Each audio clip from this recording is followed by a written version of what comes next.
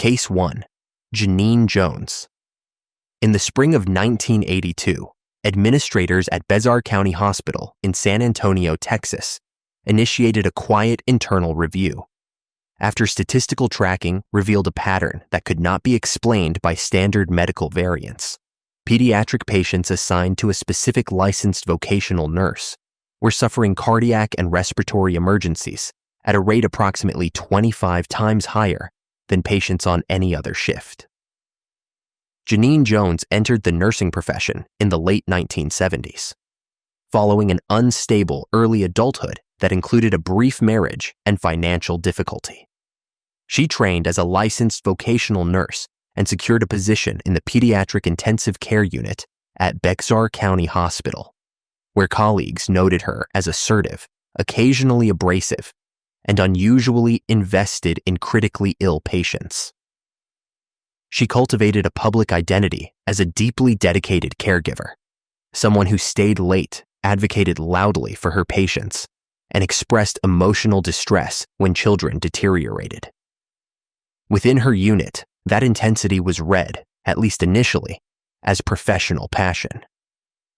Between 1981 and 1982, the Pediatric Intensive Care Unit at Bexar County Hospital documented an escalating number of unexplained medical crises, seizures, cardiac arrests, and respiratory failures, concentrated on Jones's shifts.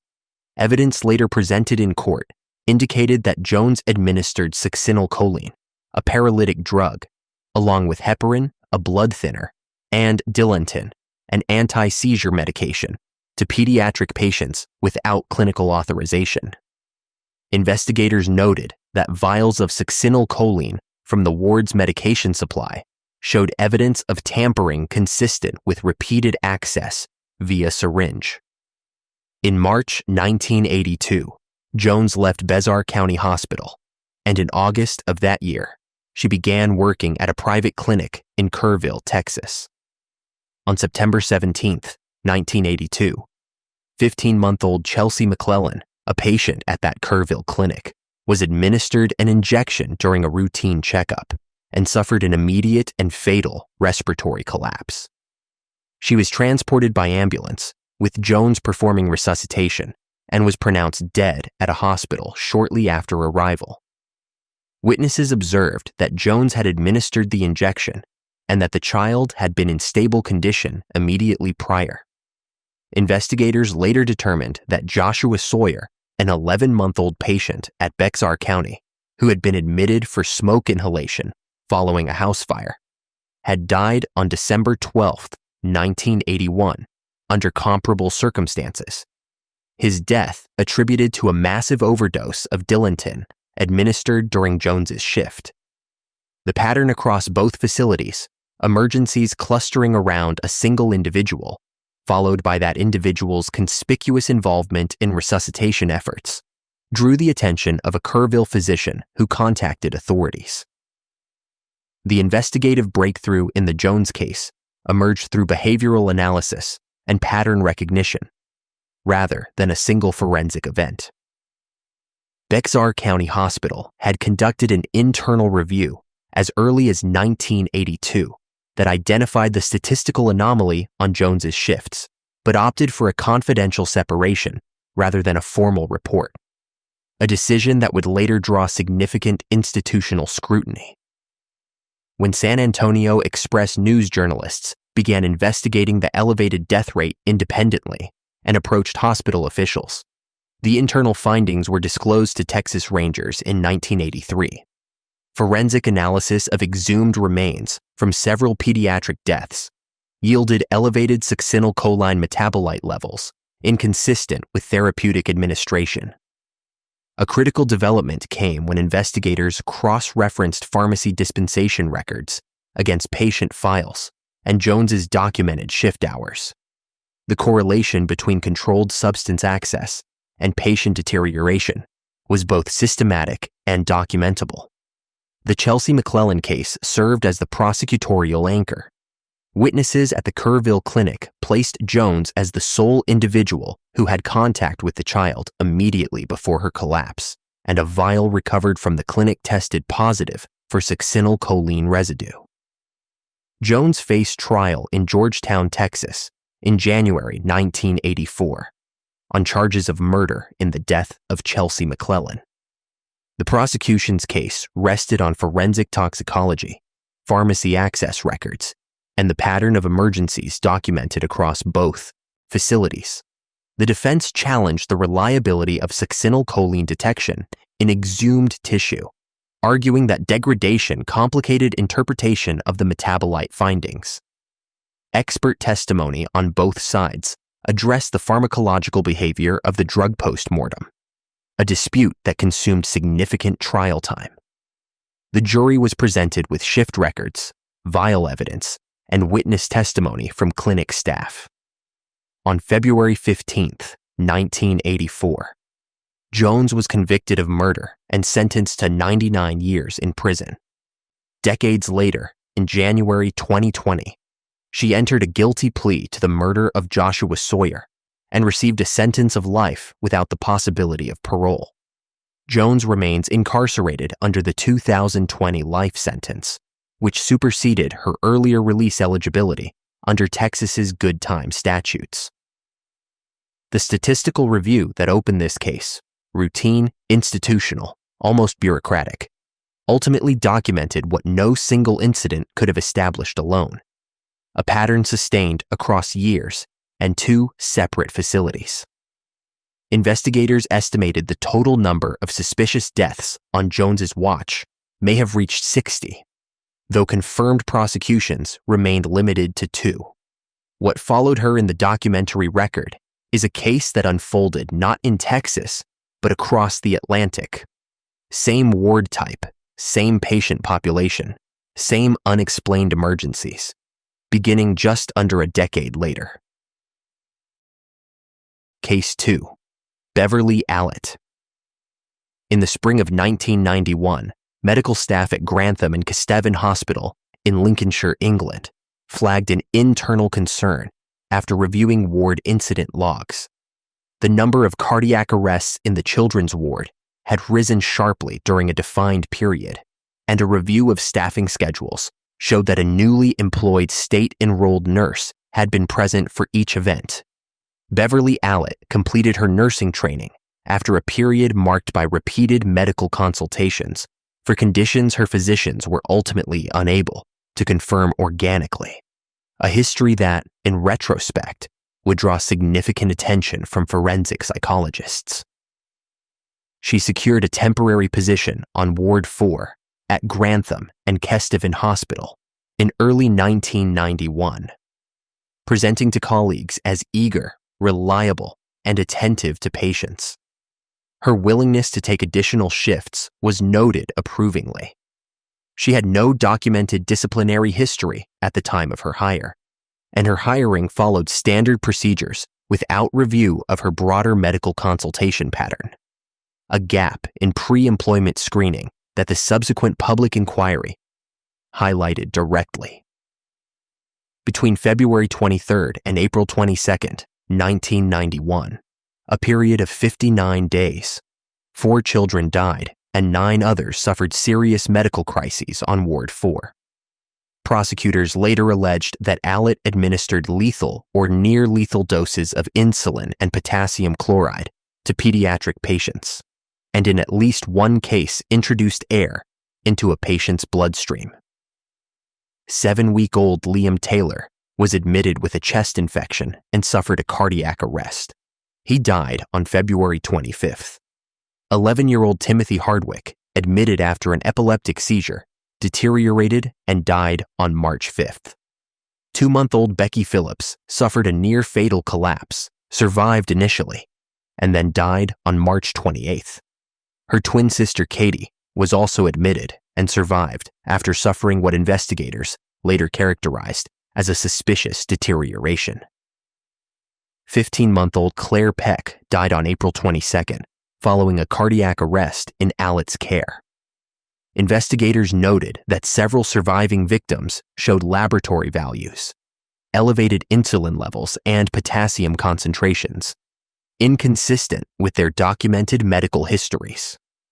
the investigation turned on forensic testing and laboratory analysis.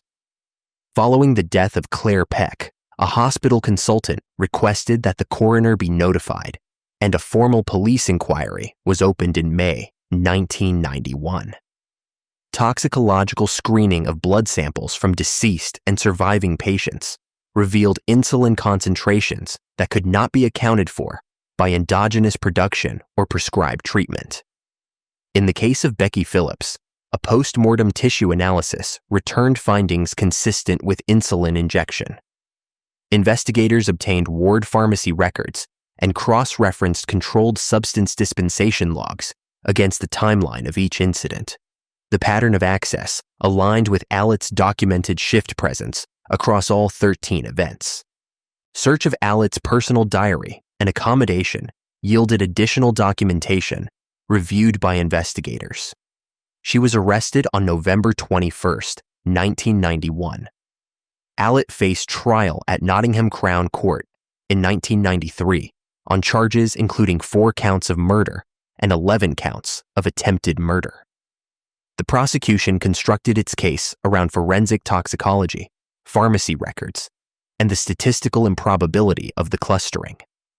Defense arguments challenged the specificity of insulin detection methodology and questioned whether alternative explanations for the laboratory findings had been fully excluded. Forensic endocrinologists testified for both sides on insulin metabolism and post-mortem stability. The jury heard evidence covering all 13 incidents in sequence, allowing the cumulative pattern to be assessed. On May 28, 1993, Allett was convicted on all counts and sentenced to 13 concurrent life terms, with a minimum tariff later set at 30 years. The case prompted a formal public inquiry, whose findings led to substantive reforms in pediatric ward staffing and pre-employment screening across the National Health Service. Allett's 30-year minimum tariff expired in 2021.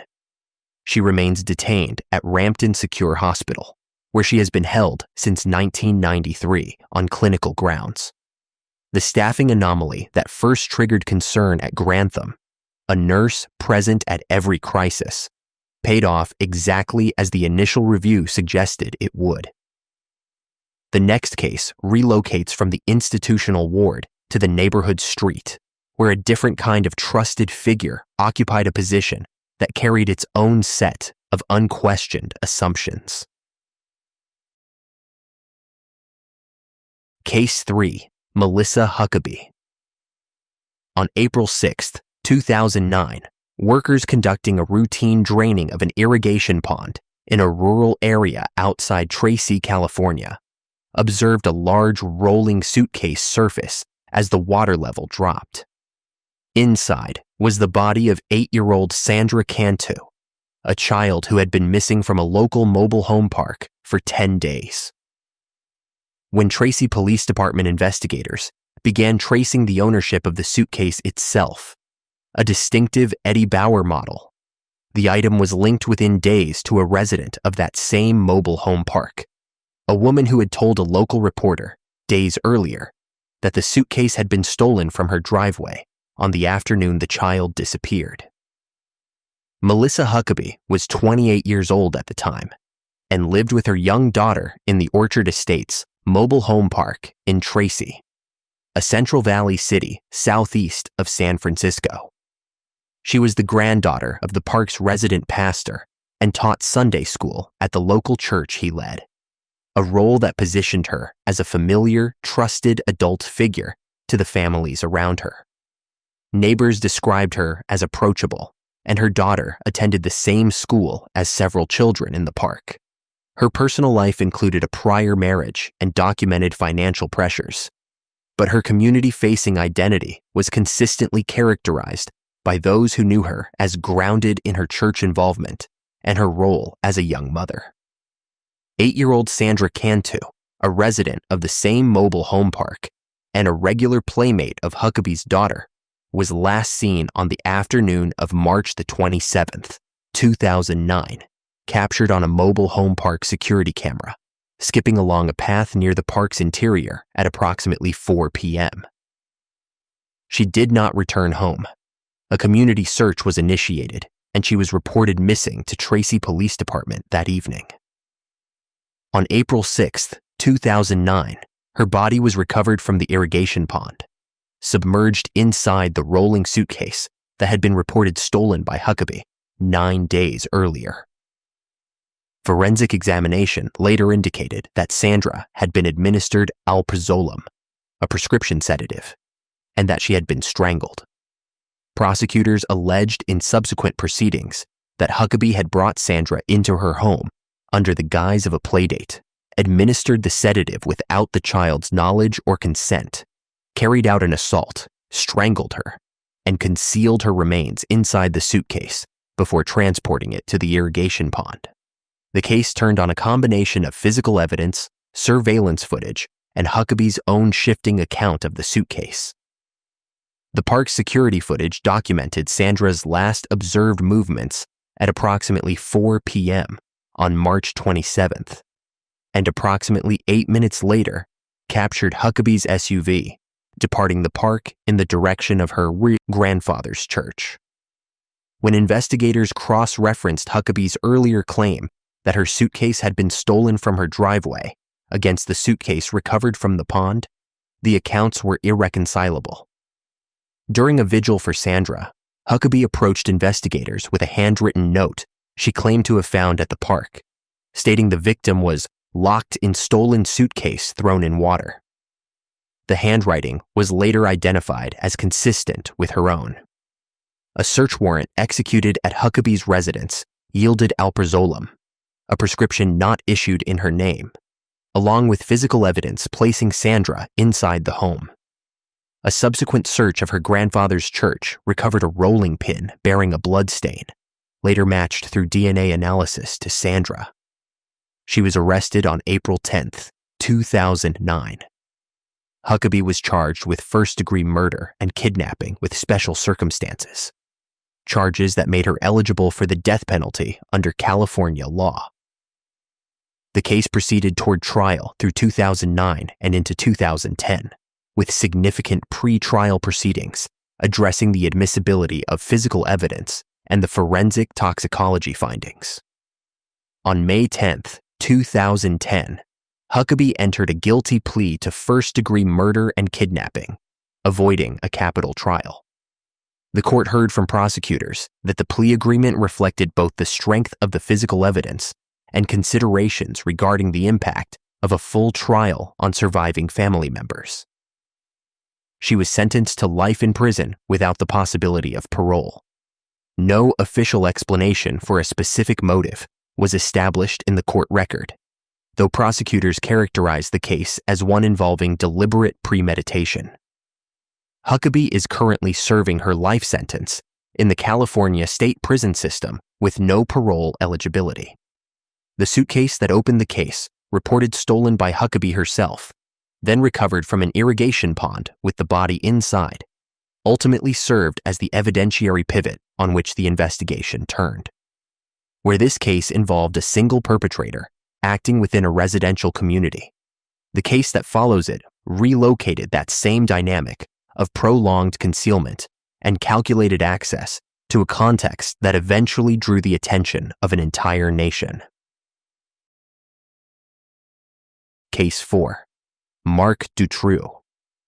In August 1996, investigators in the Liège region of Belgium, working the abduction of 14-year-old Laetitia Delhaize, received a partial license plate from a local witness who had observed a suspicious vehicle near the site of the disappearance.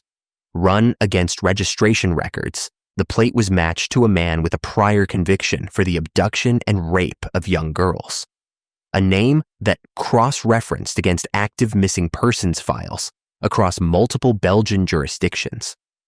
Place that individual in proximity to a series of disappearances that local police services had been investigating independently, without coordination, for more than a year.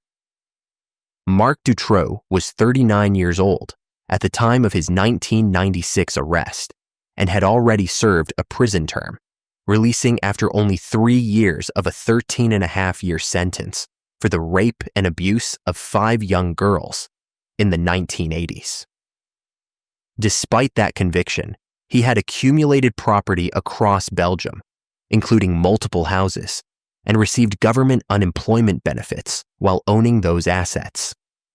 His neighbors in Marcinelle, a district of Charleroi, described him as unremarkable, a man who kept to himself, maintained his properties with visible effort, and had a wife and children at home.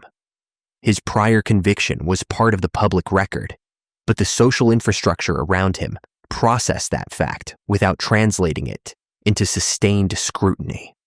Between June 1995 and August 1996, 6 females between the ages of 8 and 19 were abducted across Belgium. Julie Lejeune and Melissa Rousseau, both 8 years old, disappeared on June 24, 1995. And Marshall, 17, and Yves Lambrex, 19, were taken in August 1995. 12-year-old Sabine Dardenne was abducted in May 1996, and Laetitia Delhaize, 14, was taken in August 1996. Prosecutors alleged that Dutroux, assisted by his wife Michelle Martin and an associate named Michel Lelièvre, transported the victims to properties he controlled, where they were held in a soundproofed dungeon constructed beneath the basement of his home in Marcinelle. Evidence presented at trial indicated the space had been purpose-built for confinement. On December 6, 1995, Dutroux was arrested on an unrelated charge connected to a stolen vehicle racket and incarcerated until March 20, 1996, a period of approximately 3.5 months. During that interval, Julie Lejeune and Melissa Rousseau, confined in the dungeon, died of starvation. Prosecutors established that Michelle Martin, aware of the children's presence, deliberately withheld food. The investigative failure that defined the early phase of this case became as significant as the investigation that ultimately closed it. Belgian police had searched Dutroux's Marcinelle property twice during his December 1995 incarceration on December 13th and December 19th, while Julie Lejeune and Melissa Rousseau were still alive in the dungeon beneath the officers' feet. A locksmith present during one of the searches later testified that he had heard children's voices from the cellar. Officers on scene attributed the sounds to a neighbor's children and took no further action. The jurisdictional fragmentation of Belgian law enforcement, with multiple independent police services operating without a unified database or mandatory cross-referencing protocol, meant that the partial license plate produced by the Delhaize inquiry in August 1996 was the first moment any single investigative thread connected Dutroux to the full sequence of disappearances. A coordinated search warrant was executed on August 13, 1996. Sabine Dardenne and Laetitia Delhaize were recovered alive from the dungeon. The remains of Julie Lejeune, Melissa Rousseau, and Marshall and Yves Lambrex were subsequently located at properties connected to Dutroux. Dutroux faced trial in Arlon, Belgium, beginning in March 2004, on charges of murder, kidnapping, illegal imprisonment, rape, and leading a criminal organization. The trial ran for approximately 3 months and drew international media attention. The prosecution presented physical evidence from the dungeon, forensic findings from the recovered remains, testimony from the 2 surviving victims, and documentary evidence linking Dutroux and his co-defendants to each abduction. The defense raised procedural challenges to evidence collection and attempted to introduce claims of a broader criminal network, assertions the court did not find substantiated. Michelle Martin was tried separately and convicted of her role in the deaths of Julie Lejeune and Melissa Rousseau. On June 17, 2004, Dutroux was convicted on all principal charges and was subsequently sentenced to life in prison. Dutroux remains incarcerated in Belgium with no release date. a parole application submitted in 2013 was denied. The case produced what became known as the White March, a public demonstration in Brussels in October 1996, involving an estimated 300,000 participants, and directly prompted a comprehensive restructuring of the country's federal law enforcement architecture. The partial license plate that redirected investigators in August 1996 closed a loop that local jurisdictions, operating in isolation, had been unable to form. The case that follows shares the thread of a child victim and a predator operating within reach of the victim's daily life, but replaces institutional failure with a different kind of concealment, one constructed entirely from within the family unit.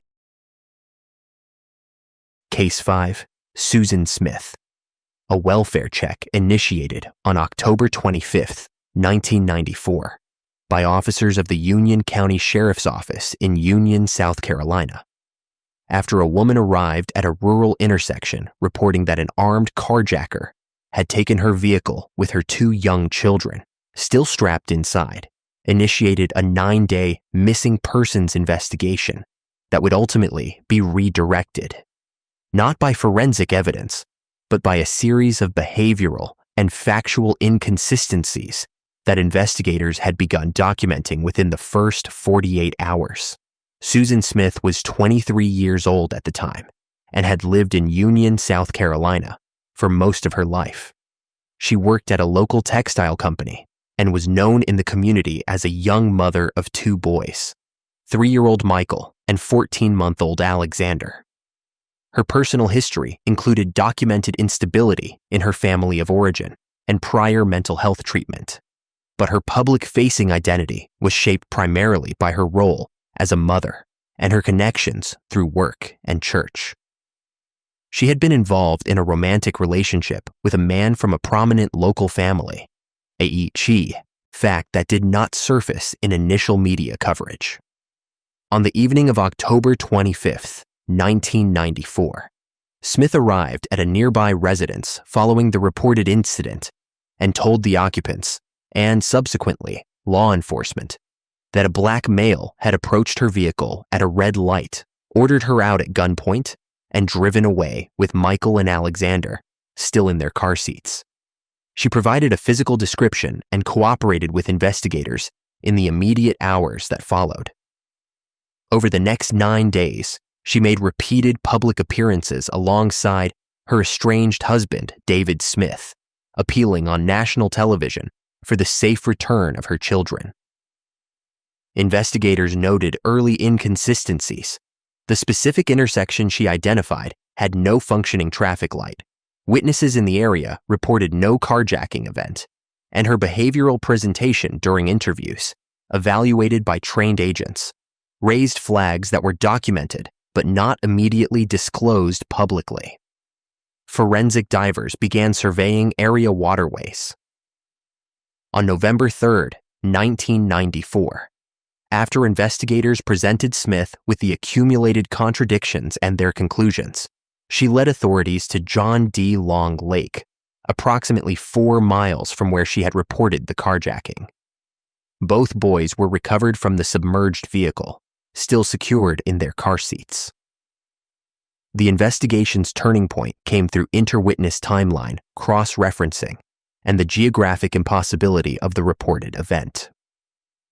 The Union County Sheriff's Office, working alongside the South Carolina Law Enforcement Division and the FBI, mapped every element of Smith's account against physical evidence and independent witness statements. The intersection she described could not have generated the scenario she reported. Surveillance canvassing of the route between her last confirmed location and the lake produced no corroborating evidence of the carjacking.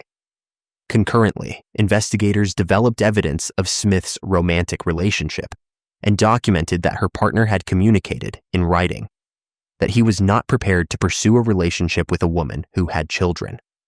A letter recovered during the investigation that prosecutors would later characterize as establishing motive.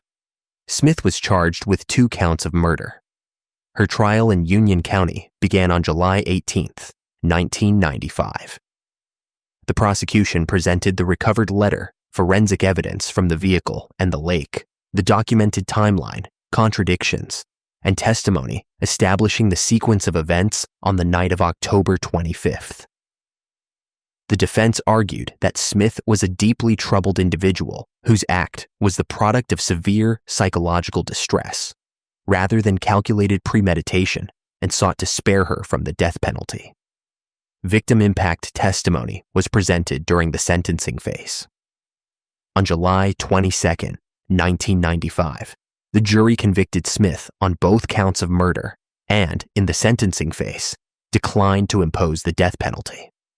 She was sentenced to life in prison with the possibility of parole after 30 years. Smith became eligible for parole consideration in 2024.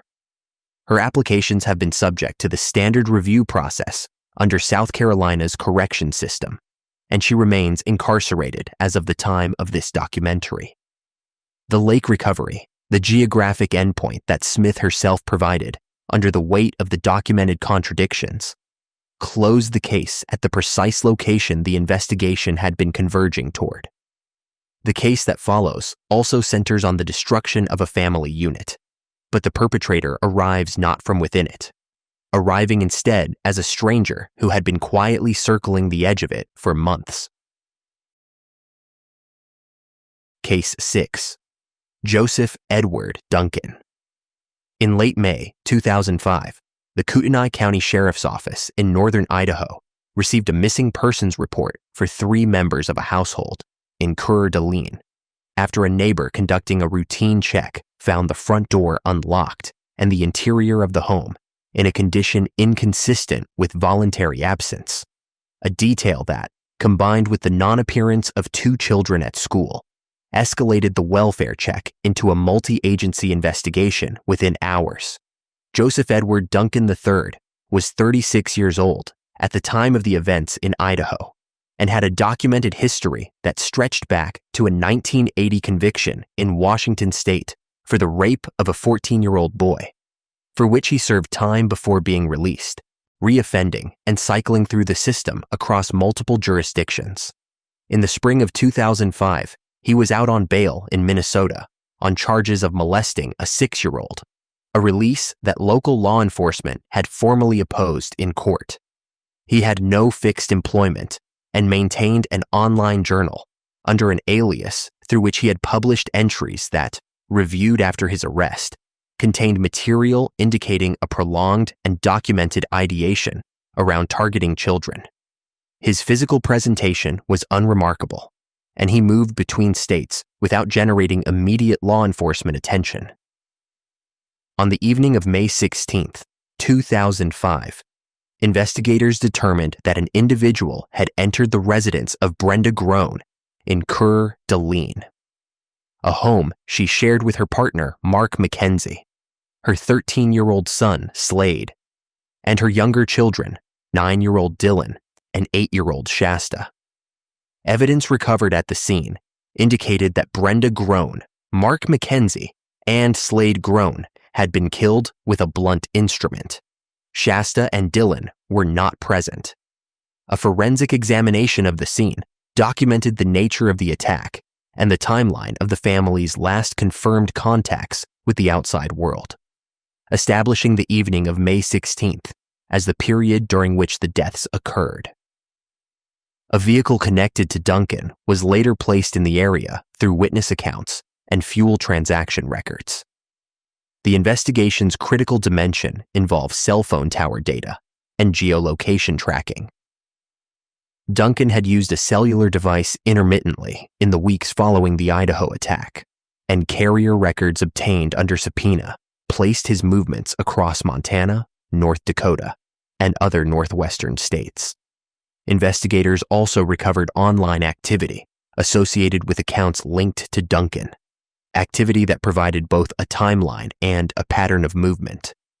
The case broke publicly on July 2, 2005, when a waitress and other staff at a Denny's restaurant in Coeur d'Alene recognized Shasta Groan from media coverage of the missing children and alerted police. Duncan was taken into custody at the restaurant. Shasta was recovered alive. Dylan Groen had been killed weeks earlier at a remote campsite in Montana. Duncan's camping equipment and vehicle contained forensic evidence directly linking him to both children and to the Idaho crime scene. Duncan was charged in both federal and Idaho state courts. Federal charges addressed the kidnapping and crimes against the children. Idaho state charges addressed the murders at the Growena residence. The federal proceedings in Boise concluded in August 2008, with Duncan pleading guilty to charges including the first-degree murder of Dylan Groen and multiple counts related to the kidnapping and abuse of both children. He offered no defense and addressed the court at sentencing.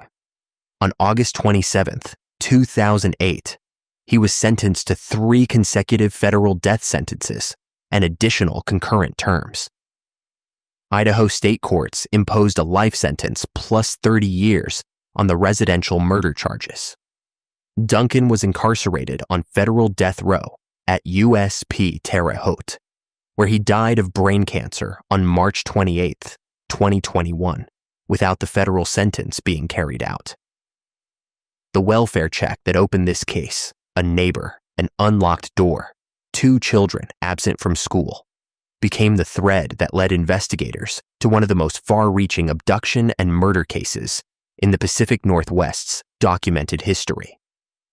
The case that follows returns to the family unit as the center of the crime, but shifts the perpetrator's profile entirely, from a documented predatory stranger to a parent, and from a single incident to a premeditated act carried out inside a locked bathroom on an ordinary Tuesday morning. Case 7. Andrea Yates. A 911 call placed from a residential address in the Clear Lake neighborhood of Houston, Texas, on the morning of June 20, 2001, initiated a police response that officers on scene immediately escalated to a homicide investigation. The caller, a woman who identified herself as the homeowner, having stated plainly that she had drowned her children, and the physical evidence inside the home confirming that account before the first responding unit had cleared the front door. Andrea Yates was 36 years old on the morning of June 20, 2001, and had spent the preceding years in a domestic arrangement her husband Russell Yates had structured around a particular set of religious convictions that included opposition to birth control, a belief that mothers should educate their children at home, and an expectation that the family would continue to grow. She had delivered 5 children in 7 years. Her medical history across that period documented 4 psychiatric hospitalizations, 2 suicide attempts, and diagnoses that included severe postpartum depression and postpartum psychosis. Her treating psychiatrist, Dr. Mohammed Saeed, had adjusted her medication in the weeks before June 20th, discontinuing an antipsychotic that had previously stabilized her presentation. The family's religious advisor, Michael Woroniecki, later became a subject of scrutiny during proceedings for his influence on the family's beliefs. Colleagues and relatives who had contact with Yates in the days before the event described a woman who was visibly deteriorating and largely non-communicative. On the morning of June 20th, 2001, Russell Yates left for work at approximately 9 a.m., leaving Andrea alone with the 5 children: Noah, 7, John, 5, Paul, 3, Luke, 2, and 6-month-old Mary. Investigators reconstructed the sequence through physical evidence and Yates's own account, provided to officers at the scene and later in formal interviews. She filled the family bathtub and drowned 6-month-old Mary first, leaving her body in the water as she returned to the kitchen and retrieved the next child. She drowned the 3 middle boys in ascending order of age: Luke, then Paul, then John, carrying each of their bodies to a bed in the master bedroom and arranging them beneath a sheet. Noah, the oldest, entered the bathroom, saw Mary in the tub, and attempted to flee. Yates caught him, drowned him last, and left his body in the bathtub. She then placed Mary on the bed with her brothers. She called 911 at approximately 10 a.m. and then contacted Russell Yates. First responders arriving at the scene found Noah face down in the tub and the 4 younger children arranged on the bed. The investigation that followed was relatively contained in terms of factual dispute. Yates had not denied her actions from the first moments of police contact. The investigative and legal complexity of the case centered instead on the psychiatric dimension. Forensic psychiatrists retained by both the prosecution and the defense examined Yates extensively and produced divergent conclusions regarding her mental state on the morning of the killings. Records from her treating physicians, her hospitalizations, and her medication adjustments were subpoenaed and entered into the evidentiary record. The role of her treating psychiatrist became a significant subject of inquiry, particularly the decision to discontinue antipsychotic medication shortly before the event. Investigators also reviewed communications between Yates and her husband and documented the living conditions and domestic structure in the months preceding June 20th. Yates was charged with capital murder in Harris County, Texas. Her first trial commenced in February 2002. The prosecution argued that Yates understood the nature of her actions and that her conduct, systematic, sequential, and followed by deliberate arrangement of the bodies, demonstrated sufficient awareness to support a conviction. The defense entered a plea of not guilty by reason of insanity, presenting extensive psychiatric testimony. A pivotal moment in the trial involved prosecution expert witness Park Dietz, who testified, incorrectly as it was later established, that a Law and Order television episode depicting a similar scenario had aired before the killings, implying Yates may have been influenced by it. No such episode existed. That false testimony formed the basis of a successful appeal. The 2002 conviction was overturned in January 2005 by the First Court of Appeals. At retrial in July 2006, a jury found Yates not guilty by reason of insanity. Yates was committed to the North Texas State Hospital in Vernon and later transferred to Kerrville State Hospital, where she remains under court-ordered psychiatric care. Her case prompted sustained national discussion regarding postpartum psychosis, the adequacy of mental health intervention in the perinatal period, and the legal standards governing the insanity defense. The false expert testimony that undid her first conviction represents one of the more documented instances of courtroom error materially affecting a capital case outcome in modern Texas legal history, where Yates's case turned on the question of what a person understood at the moment of an act. The case that follows sets that question aside entirely, because its subject understood everything, documented it himself, and continued for 30 years. Case 8. Gary Ridgway. A DNA database match confirmed in November 2001 by the Washington State Patrol Crime Laboratory linked a biological sample collected from a Green River homicide victim in 1987 to a sample obtained, also in 1987, from a truck painter in Auburn, Washington, who had been interviewed as a person of interest, administered a polygraph examination he passed, and subsequently removed from active investigative focus for 14 years. Gary Ridgway was 52 years old at the time of his 2001 identification and had spent the intervening decades living an outwardly unremarkable life in the suburbs of King County, Washington. He had been employed at the Kenworth truck manufacturing plant for over 2 decades, where supervisors and co-workers described him as dependable, quiet, and without notable incident. He attended church regularly, had been married 3 times, and by 2001 was in a long-term marriage to a woman who, by all documented accounts, had no knowledge of his activities. He owned a home in Auburn, kept a maintained yard, and had no criminal record beyond a 1982 solicitation charge that had not resulted in prosecution. His public profile was, by every available measure, indistinguishable from that of any other long-tenured worker in the suburban Puget Sound region. Beginning in 1982, the bodies of young women began appearing along the Green River, south of Seattle, and in wooded areas surrounding the SeaTac International Airport corridor, locations frequented by women working in street-based sex work along Pacific Highway South. The victims shared a profile. Many were runaways, young adults with transient living situations, or individuals whose disappearances were not immediately reported.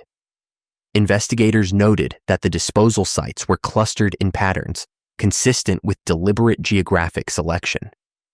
Evidence later presented at sentencing indicated that Ridgway targeted victims through street-level contact along the Pacific Highway South corridor, strangled them, and transported their bodies to wooded disposal clusters, some of which he revisited periodically. The Green River Task Force, established in 1982, and at its peak involving dozens of investigators, pursued hundreds of leads across nearly 2 decades. Ridgway was interviewed in 1983 and again in 1984, and provided a saliva sample and hair samples in 1987 at investigative request. The polygraph examination conducted in 1984 did not flag him as deceptive, and the investigation's focus shifted to other individuals. The breakthrough came through forensic testing and laboratory analysis. Advances in DNA extraction and amplification technology by the late 1990s made it possible to develop full profiles from biological material collected at crime scenes in the mid-1980s that had previously yielded insufficient genetic material for comparison. The Washington State Patrol Crime Laboratory processed the 1987 saliva sample against profiles developed from 3 Green River victims and confirmed a match across all 3 in 2001. Ridgway was placed under physical surveillance following the match confirmation. He was arrested on November 30th, 2001. A search of his property yielded rocks used in body weighting, jewelry belonging to victims, and other physical evidence connecting him to specific cases. Ridgway was charged with murder in King County Superior Court. Rather than proceed to trial on what would have been an extraordinarily complex multi-victim prosecution, King County prosecutors entered into a plea agreement. Ridgway would plead guilty to all murders he could be charged with and provide full cooperation. Locations of undiscovered remains, details of individual cases, and complete accounting of his activities, in exchange for life imprisonment rather than execution. On November 5th, 2003, he pleaded guilty to 48 counts of first-degree murder. The sentencing hearing included statements from the families of victims, many of whom had waited over 20 years for any resolution. A 49th charge was added in 2011, following the identification of additional remains he had directed investigators toward during cooperation interviews. Ridgway is currently incarcerated at Washington State Penitentiary in Walla Walla, serving 49 consecutive life terms with no possibility of parole. The DNA match that identified him in 2001 resolved a case that the Green River Task Force had pursued across 3 decades, multiple task force directors, and an estimated $30 to $40 million in investigative expenditure. The biological sample that sat in a laboratory archive for 14 years became the single point of connection that no amount of polygraph testing, interview strategy, or behavioral analysis had been able to establish. What follows shares the theme of a long-running pattern hidden behind an irreproachable exterior, but moves from a predator who targeted strangers to one who began inside the home. Case 9. Diane Downs. On the night of May 19, 1983, staff at Mackenzie Willamette Hospital in Springfield, Oregon, receiving 3 children with gunshot wounds transported by their mother. noted a series of inconsistencies in the woman's account and physical presentation that a attending physician documented in writing before the end of that shift. Observations that were forwarded to the Lane County Sheriff's Office and formed the earliest recorded basis for treating the case as something other than the roadside attack the mother had reported. Diane Downs was 27 years old at the time and had spent the years preceding May 1983 in a pattern of geographic mobility and relational instability that included a divorce, a period working as a mail carrier in Arizona, and a sustained romantic relationship with a married man named Robert Knickerbocker, a relationship that had ended, by his account, because he did not want the responsibility of her 3 children. She had relocated to Springfield, Oregon in early 1983. To those who encountered her casually, she presented as outgoing, physically energetic, and talkative. She had no prior criminal record, and her employment history was consistent. The relational history, particularly the dynamic with Knickerbocker, did not enter the public record until investigators developed it through interviews conducted weeks after the shooting. On the evening of May 19, 1983, Downs drove her 3 children, 8-year-old Christy, 7-year-old Cheryl Ann, and 3-year-old Danny, along Old Mohawk Road, a rural route east of Springfield. She arrived at Mackenzie Willamette Hospital at approximately 10:48 p.m.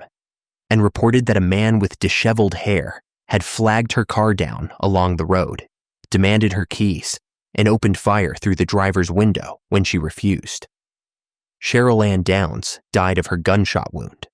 Christy survived but sustained a stroke resulting in partial paralysis. Danny survived with a wound that also caused lasting physical impairment.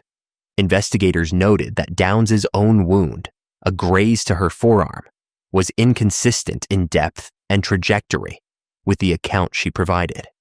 Her demeanor at the hospital, documented by multiple staff members, was characterized in their written observations as incongruent with the circumstances she described. The investigation centered on witness statement contradictions and a methodical reconstruction of the physical evidence. Lane County investigators, working alongside the Oregon State Police, canvassed Old Mohawk Road for the weeks following the shooting without locating a single witness who had observed another vehicle, a flagging individual, or any activity consistent with Downs' account. Forensic analysis of the entry angles and wound characteristics on all 3 children was inconsistent with fire from outside the vehicle directed through a window. A review of Downs' personal correspondence, letters she had written to Robert Knickerbocker prior to the shooting, documented explicit statements about the children representing an obstacle to the relationship she sought to resume. Those letters, obtained through a search warrant, provided prosecutors with a documented motive that the physical evidence alone could not supply. The investigation also developed testimony from individuals in Downs' immediate social circle who described statements she had made about her children in the months before May 19th. Downs was charged in Lane County with 1 count of murder and 2 counts of attempted murder. Her trial began in May 1984 and drew significant public attention in Oregon. The prosecution's case combined forensic ballistics, wound trajectory analysis, the recovered correspondence, and behavioral evidence. In a development that became one of the trial's most significant moments, Christy Downs, then 9 years old, partially paralyzed from her injuries, testified against her mother. Her testimony addressed the events of the night of May 19th and was presented to the jury in a format accommodating her physical condition. The defense challenged the reliability of a child witness and disputed the forensic interpretations. On June 17, 1984, Downs was convicted of murder in the death of Cheryl Ann and 2 counts of attempted murder for the shootings of Christy and Danny. She was sentenced to life in prison plus 50 years. In 1987, Downs escaped from the Oregon Women's Correctional Center, where she had been held, and was at large for approximately 10 days before being recaptured.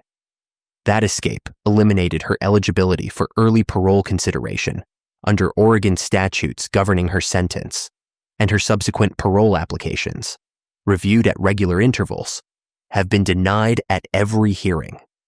She remains incarcerated in the Oregon state system.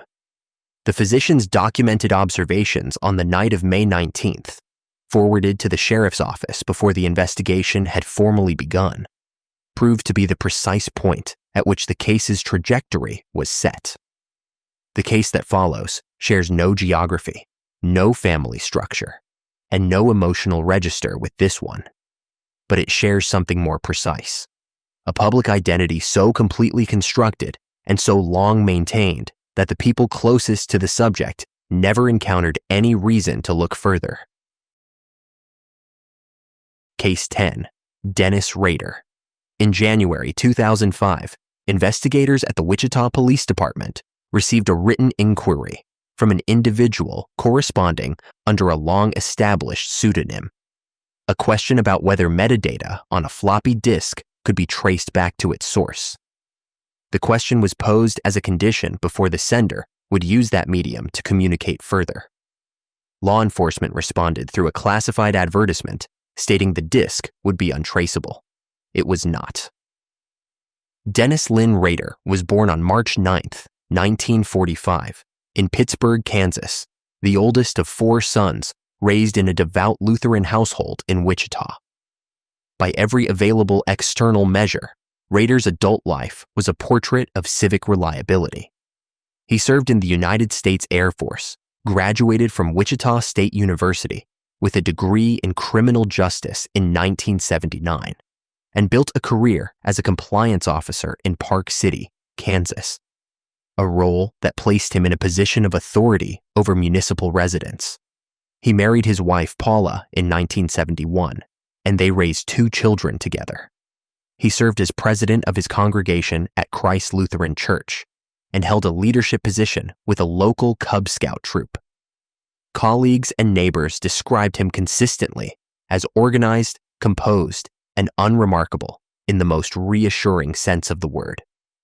Between January 15, 1974, and January 19, 1991, evidence later established that Rader carried out 10 murders across the Wichita and Park City areas. His first documented crime involved the Otero family: Joseph Otero, 38, his wife July, 34, their daughter Josephine, 11, and their son Joseph II, 9, all killed inside their home on the same morning. Subsequent victims over the following 17 years included Catherine Bright, Shirley Vian, Nancy Fox, Maureen Hedge, Vicki Wegerle, and Dolores Davis, each targeted through a documented pattern of prior surveillance. Rader later confirmed he had stalked prospective victims over extended periods before each incident. Beginning in October 1974, letters attributed to the author of the Otero killings arrived at the Wichita Eagle and were deposited in public locations, establishing a correspondence with law enforcement that continued across decades. Those communications described the crimes in precise detail and included materials, photographs, identification documents taken from victims that could not have been fabricated. The author referred to himself using the abbreviation BTK for bind, torture, kill. After a sustained period of activity through 1977, the correspondence went silent. Rader's final documented murder occurred in January 1991. The letters stopped shortly after. The case remained one of the most prominent unsolved serial homicide files in the United States through the 1980s and 1990s. No viable suspect had been publicly identified when, in March 2004, a letter arrived at the Wichita Eagle claiming authorship of a 1986 murder and enclosing a photocopy of the victim's stolen driver's license. Over the following months, additional materials arrived at media outlets and law enforcement, including photographs and posed dolls. Each submission was forensically processed. The floppy disk, submitted in early 2005 in response to the assurance it could not be traced, contained metadata linking the file to a computer registered to Christ Lutheran Church. The registered user was identified as Dennis Rader. A familial DNA analysis conducted through a PAP smear on file for Rader's daughter further confirmed the biological connection to crime scene evidence. Rader was arrested on February 25, 2005, while driving near his Park City home. In June 2005, Rader appeared in Sedgwick County District Court and entered guilty pleas to all 10 counts of first-degree murder. During the proceeding, he described each crime in detailed, methodical terms, referencing them in a detached register that drew significant attention from observers and legal analysts. The prosecution presented the comprehensive evidence trail, the correspondence archive, the forensic matches, the metadata analysis, without contest from the defense, as there was no defense offered. On August 18, 2005, Judge Gregory Waller sentenced Rader to 10 consecutive life terms, the maximum available under Kansas law, which did not permit capital punishment for crimes committed prior to 1994. The sentence required a minimum of 175 years before parole eligibility. Dennis Rader remains incarcerated at the El Dorado Correctional Facility in Kansas. Every layer of the investigation, the floppy disk, the familial DNA link, the 31-year correspondence trail, ultimately traced back to the same compliance officer who had helped residents secure their own homes. Where that case documented a predator who constructed an airtight public identity across 3 decades, the case that follows begins not with a single individual, but with 2, and the question of how much each one knew. Case 11. Karla Homolka. A routine assault report filed at a St. Catharines, Ontario hospital in January 1993 set off a sequence of investigative developments that would, within weeks, reframe one of Canada's most significant homicide inquiries entirely. The patient's injuries were documented, but the details she subsequently disclosed to investigators. Details about crimes far beyond the presenting complaint. Redirected the direction of the case in ways that would remain contested for years. Karla Leanne Homolka was born on May 4, 1970, in Mississauga, Ontario, with Port Credit being the neighborhood in which she was raised, the eldest of 3 daughters in a working-class household in St. Catharines. Those who knew her during her school years described her as studious, socially engaged, and a consistent participant in extracurricular activities. After completing high school, she began working at a veterinary clinic, where she developed practical knowledge of pharmaceutical sedatives as part of her standard duties. She met Paul Bernardo in September 1987 at a pet store convention in Scarborough when she was 17 and he was 23, and within 2 years they were engaged. The couple married in a widely photographed June 1991 ceremony, an event the Canadian media would later reference extensively, given its proximity to the crimes then in progress. Homolka was, by every visible measure, a young woman at the beginning of an ordinary life. On December 23rd and 24th, 1990, Homolka's 15-year-old sister, Tammy, was present at the Homolka family home in St. Catharines during a gathering. Evidence later established in court that Tammy was administered Halcyon, a sedative Homolka had obtained from the veterinary clinic, followed by halothane, a general anesthetic, which rendered her unconscious. During the period of unconsciousness, she was assaulted. Shortly after, Tammy stopped breathing. Emergency responders attended, and her death was initially attributed to aspiration of stomach contents, classified as accidental. No further investigation was initiated at that time. Between June 1991 and April 1992, 2 additional teenage girls, Leslie Mahaffey, 14, and Kristen French, 15, were reported missing from the Niagara region and later found deceased. Investigators identified ligature evidence and additional physical findings, but had no confirmed suspect connection at the time of either discovery. All three crimes had been recorded on videotape. The January 1993 hospital visit initiated a negotiation between Homolka's legal counsel and Crown prosecutors. Homolka's attorney proposed a cooperation arrangement in which Homolka would provide testimony against Bernardo in exchange for reduced charges. Prosecutors at that stage assessed the strength of the case against Bernardo as dependent on Homolka's participation. On February 17, 1993, Bernardo was arrested on DNA-linked charges connecting him to a documented series of sexual assaults in Scarborough committed between 1986 and 1990. A search warrant executed at the couple's home produced a number of items consistent with the crimes, but the search was restricted in scope, and investigators did not locate a bundle of videotapes concealed within the property. Those tapes, containing recorded documentation of the assaults on all three victims, were recovered only later after Bernardo's attorney surrendered them to authorities in the course of the trial proceedings. On May 14, 1993, the plea agreement was formalized. Homolka entered guilty pleas to 2 counts of manslaughter in connection with the deaths of Leslie Mahaffey and Kristen French. Tammy Homolka's case was addressed within the immunity provisions of the arrangement. She received 2 concurrent 12-year sentences.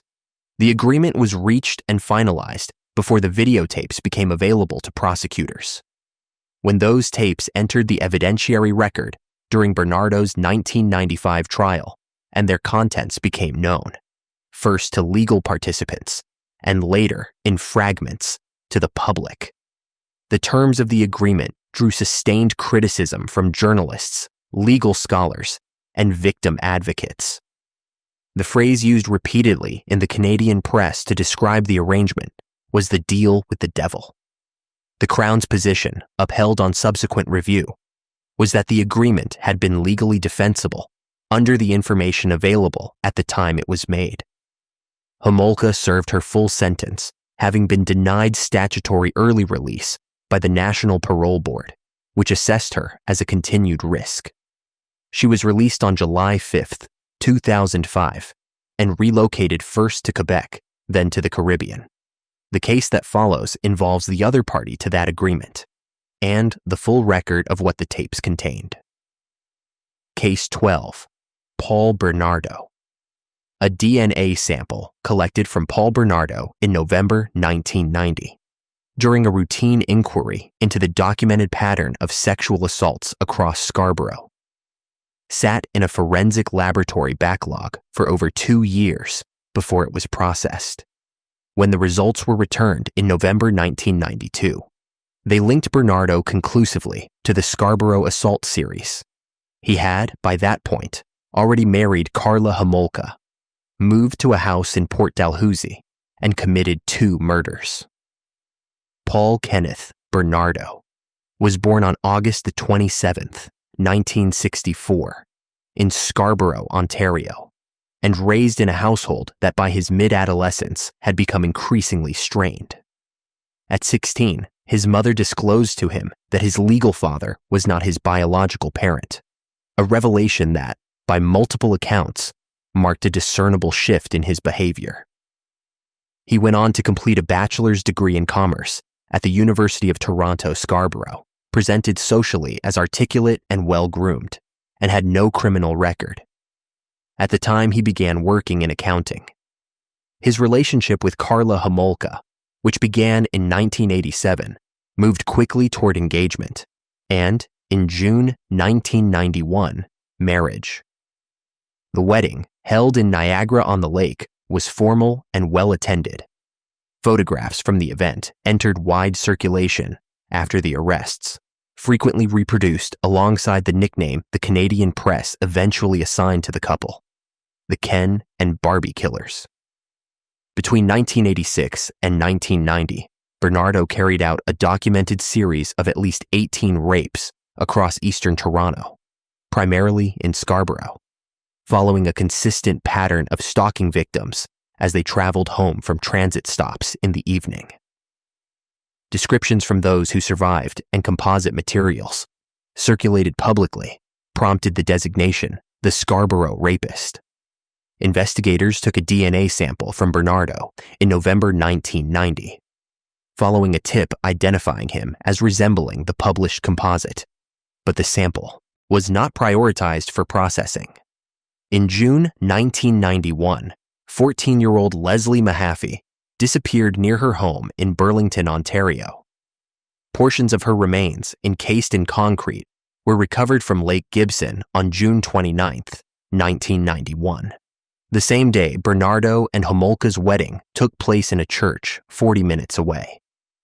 In April 1992, 15-year-old Kristen French was abducted from a church parking lot in St. Catharines and found deceased on April 30, 1992.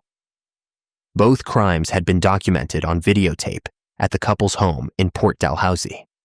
The delayed DNA result, returned in November 1992, linked Bernardo to the Scarborough series. In early 1993, following Homolka's hospitalization and her subsequent cooperation with authorities, Bernardo was arrested on February 17, 1993. A search of the Port Dalhousie residence was conducted under a warrant limited in scope. Investigators processed visible materials, but did not locate a collection of videotapes hidden within a wall space.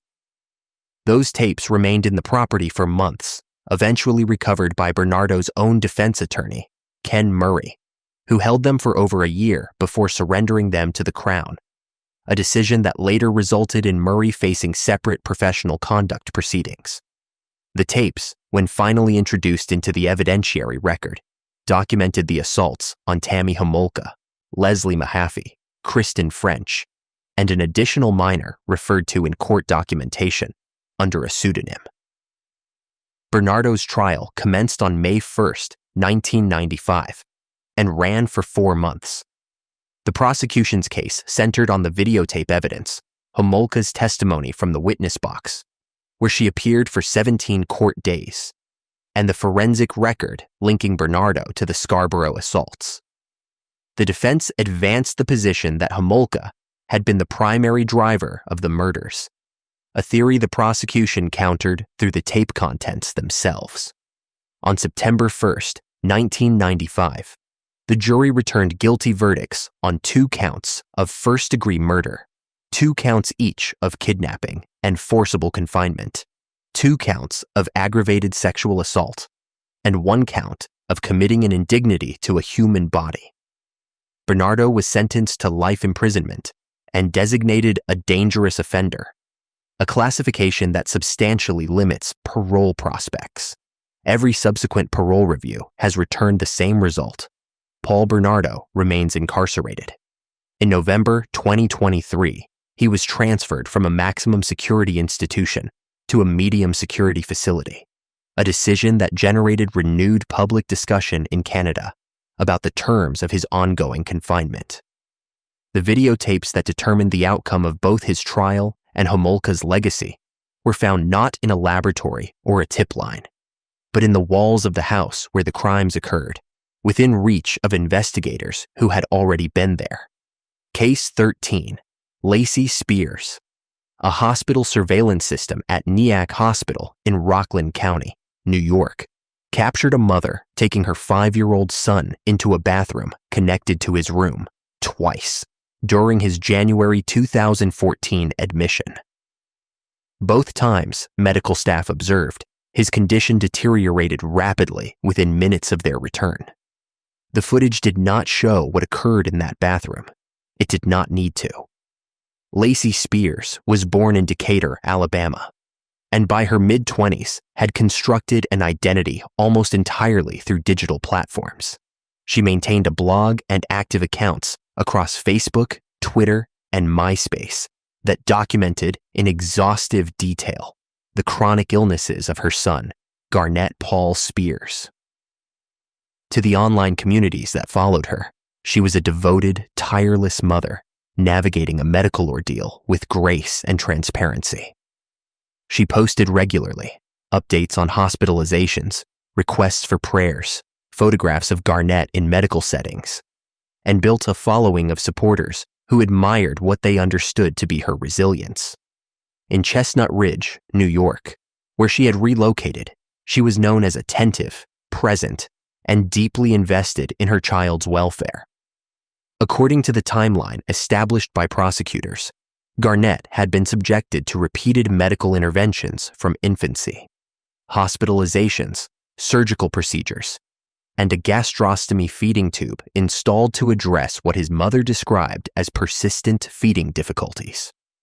Records later indicated that Garnett had been admitted to hospitals in Alabama, Florida, and New York across multiple years. Medical personnel who treated him noted that his conditions were frequently unexplained and that his sodium levels, on several occasions, fluctuated in ways that defied standard clinical explanation. On January 19, 2014, Garnett was transferred by medevac helicopter from Nyack Hospital to Westchester Medical Center in Valhalla, New York. After his sodium level rose from 144 to 182 milliequivalents per liter, a range medical experts later testified was physiologically inconsistent with natural causes. 4 days later, on January 23, 2014, Garnett Paul Spears was declared dead at Westchester Medical Center. He was 5 years old. Search warrants executed at the family residence recovered feeding bags containing sodium levels, far exceeding any clinical threshold. Investigators from the Ramapo Police Department and the Westchester County District Attorney's Office began cross-referencing Garnett's full medical history against the hospital surveillance footage from Nyack. Forensic review of the feeding bags confirmed the presence of concentrated sodium consistent with deliberate introduction through the gastrostomy tube. Digital forensics added a second layer. Records recovered from Spears's devices documented research into the physiological effects of sodium in children, conducted in the period preceding Garnett's final hospitalization.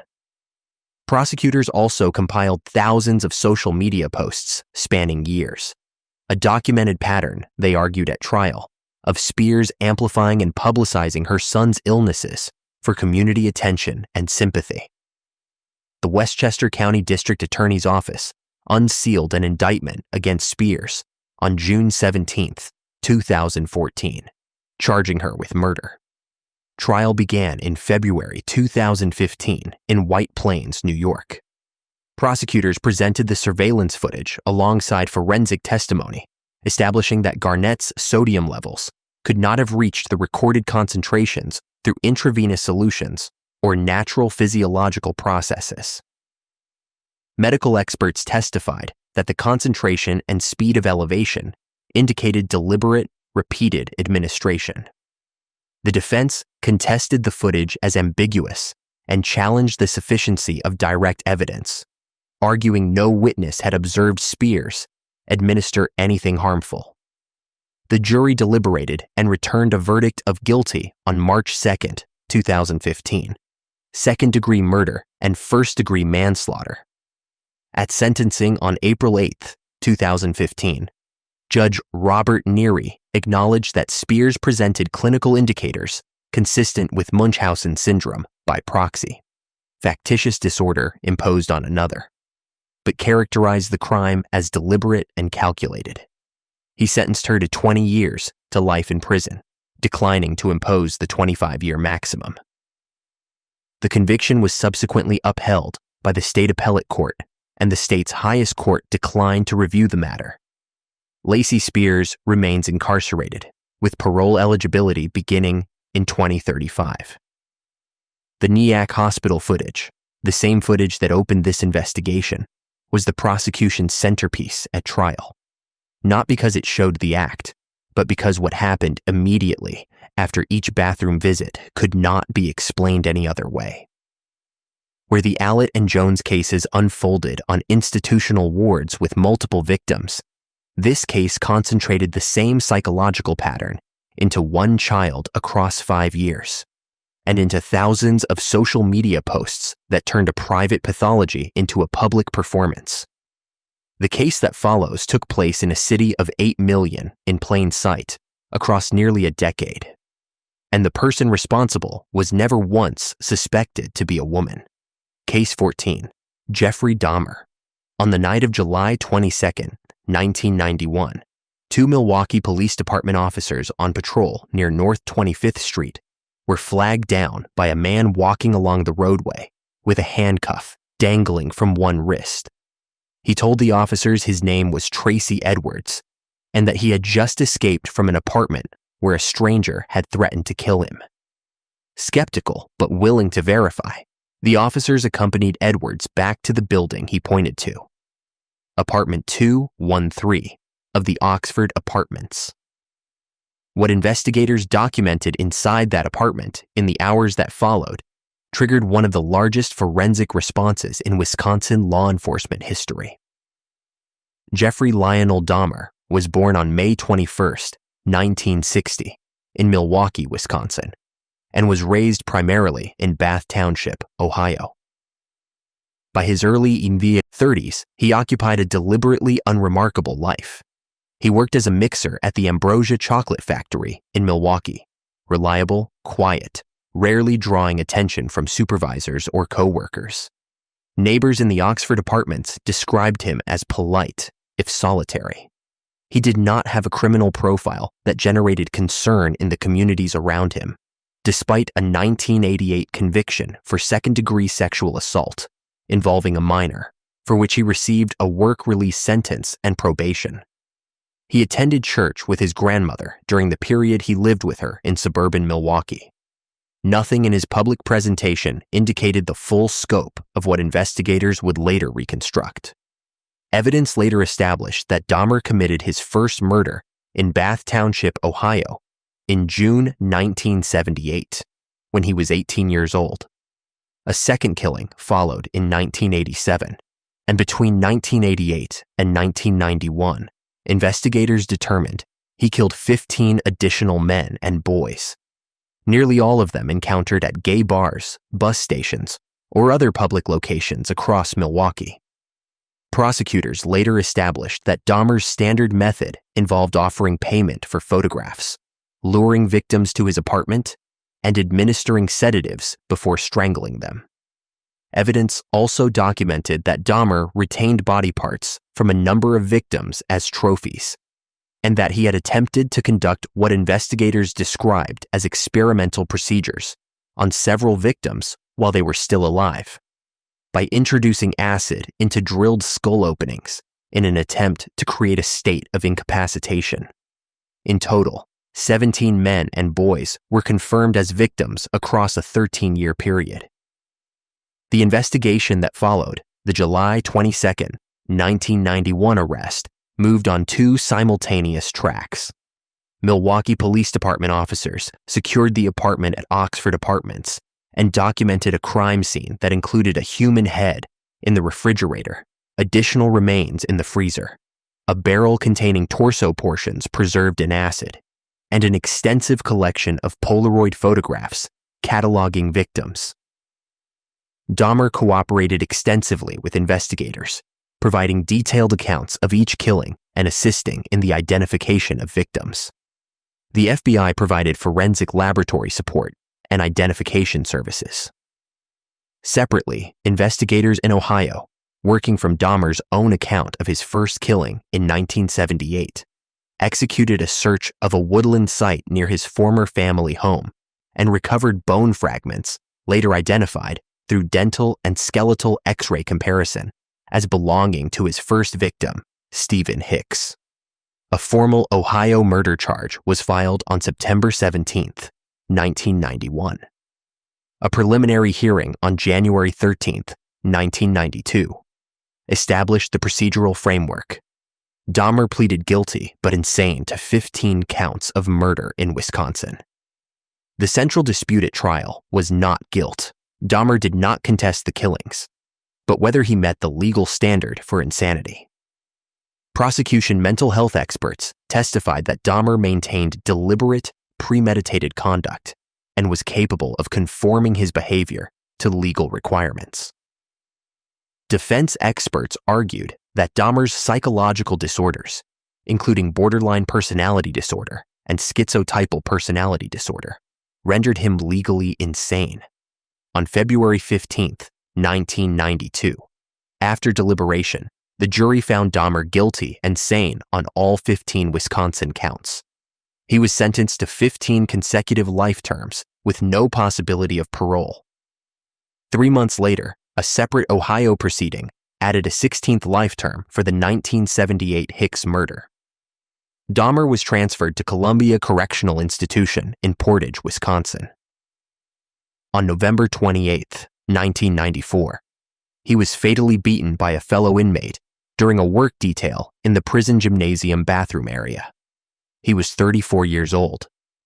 The case exposed documented failures in Milwaukee law enforcement's response to missing persons reports, particularly regarding young men of color, that generated ongoing institutional scrutiny and public debate well beyond the trial itself. The hook of that investigation was a single handcuff and a man walking down a residential street at night, the smallest possible point of entry into one of the most documented cases in American criminal history. The case that follows crossed an ocean and operated for years in the one city in the world where a serial killer targeting the elderly had never been formally acknowledged to exist. Case 15, Juana Barraza. A witness in the Cuauhtemoc district of Mexico City stepped outside on January 25, 2006, and observed a large woman leaving the apartment of an 82-year-old neighbor. The elderly woman inside was found strangled. The witness held the person they saw until police arrived. The arrest that followed did not resolve Mexico City's serial murder investigation. It redefined it entirely. Juana Dayanara Barraza. Samperio was born in 1957 in Epazoyucan, Hidalgo, a rural municipality north of Mexico City.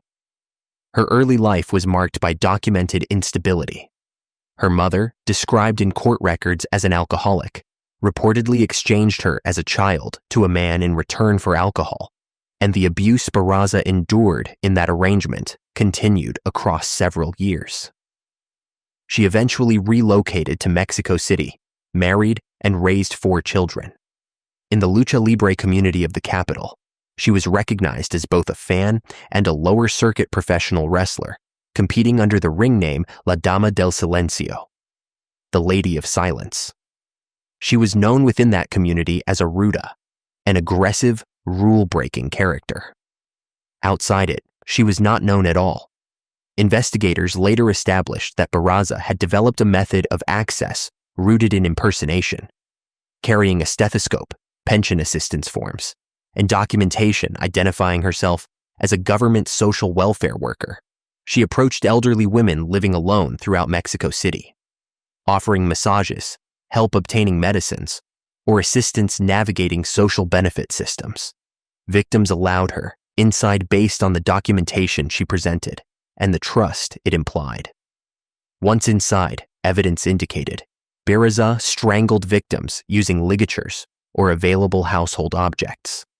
Prosecutors eventually attributed killings across multiple districts of Mexico City to the same individual, a figure the press had dubbed La Mataviejitas, the little old lady killer. Investigators had, until 2006, proceeded on the assumption that the perpetrator was male or possibly transgender, a hypothesis driven partly by witness descriptions of a physically imposing figure and partly by institutional bias around offender profiles. The investigation into the Mataviejitas murders had stretched across years and was marked by documented missteps.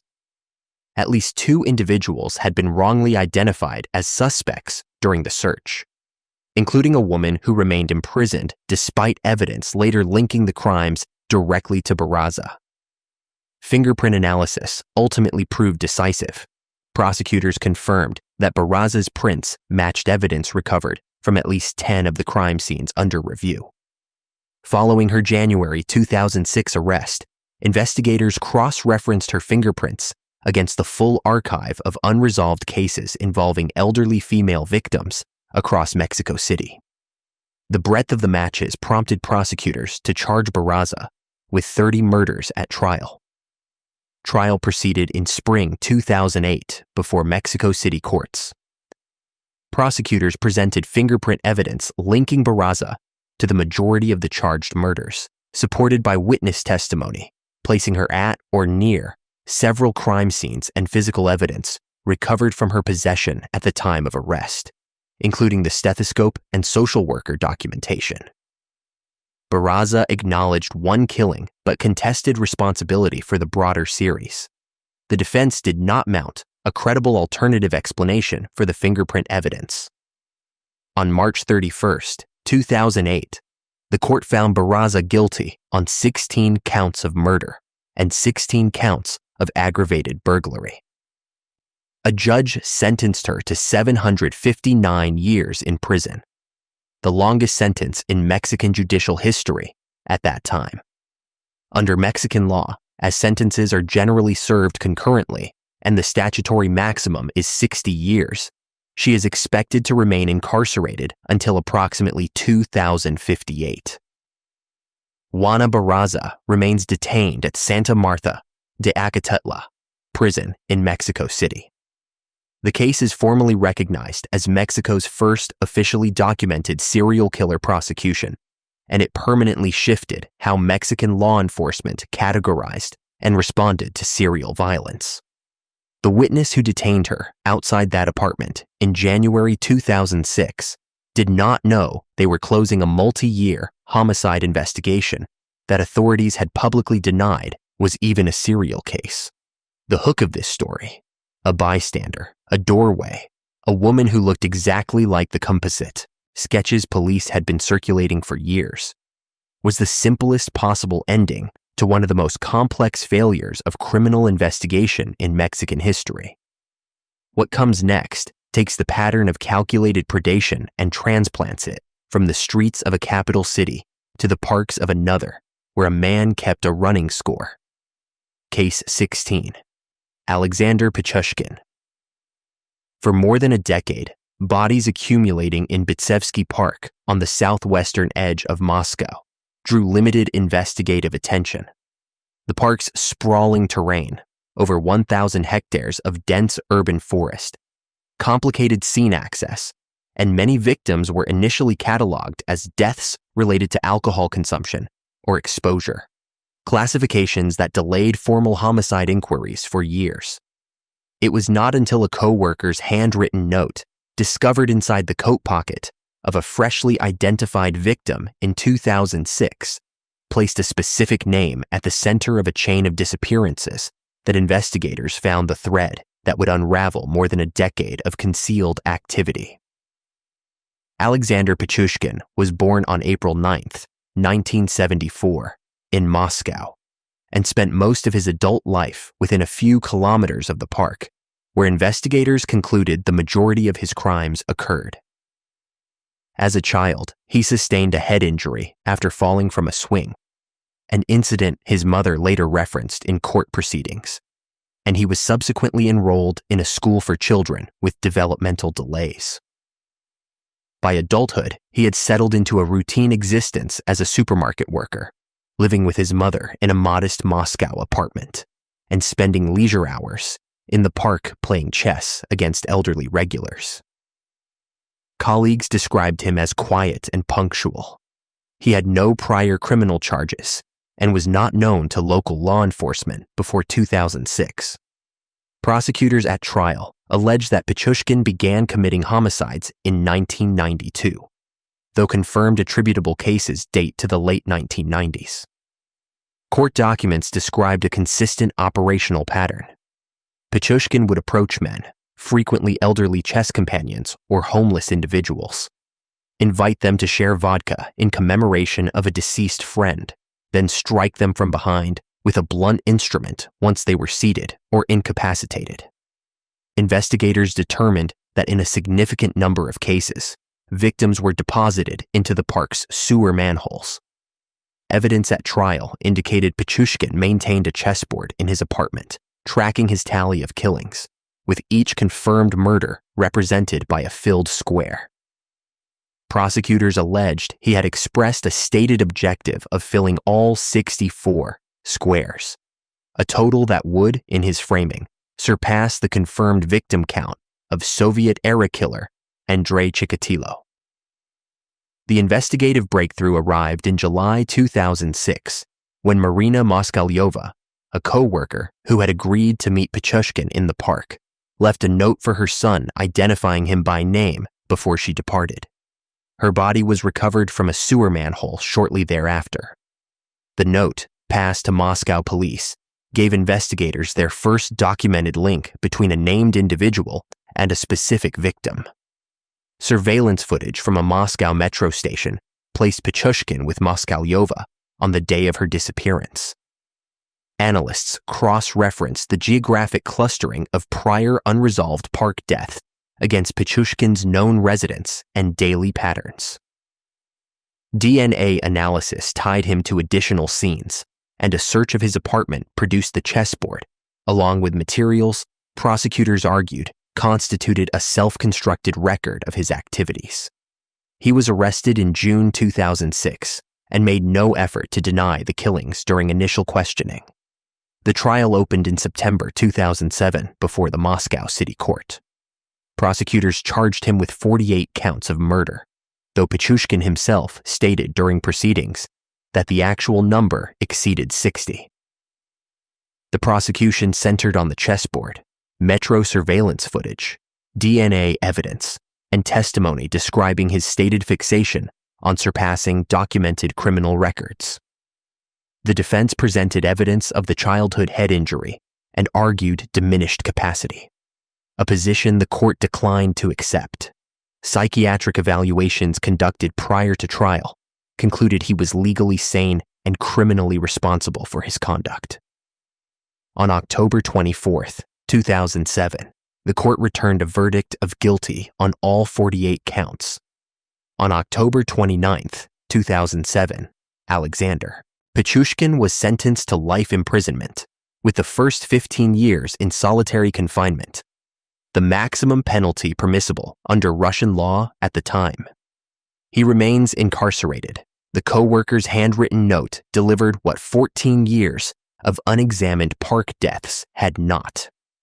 Where Pichushkin operated in open public space and concealed his activity beneath a routine that drew no second glance, the next case relocated the pattern entirely within the walls of a family home and behind the face of a parent.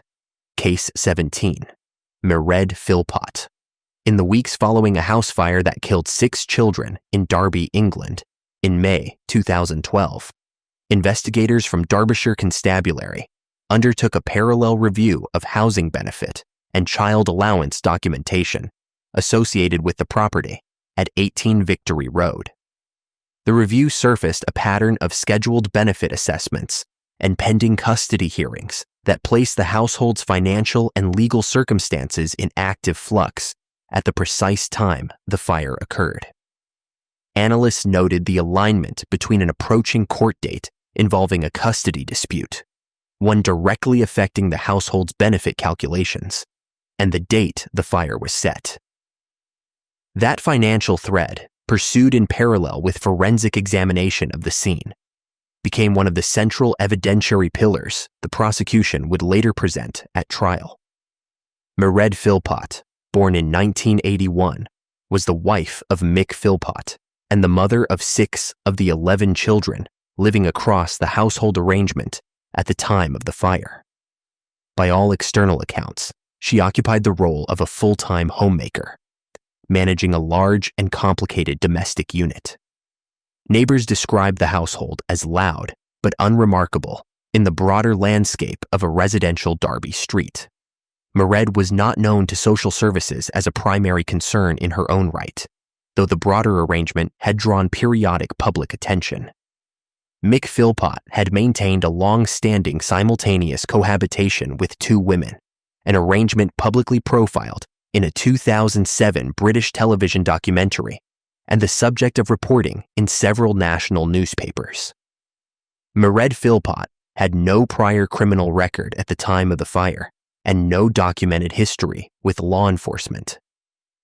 Prosecutors alleged that the fire at 18 Victory Road on May 11, 2012, was not accidental, but the product of a coordinated plan involving Mairead Philpott, her husband Mick, and a family associate named Paul Mosley. The Crown argued the objective was to set a controlled fire, rescue the children, and place blame on Mick's former partner, Lisa Willis, whose recent departure had reduced the household's benefit entitlement and strengthened her custody position.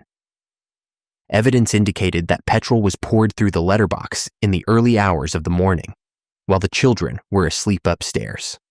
5 of the 6 children, Jade, age 10, John, 9, Jack, age 7, Jesse, 6, and Jaden, 5, died at the scene.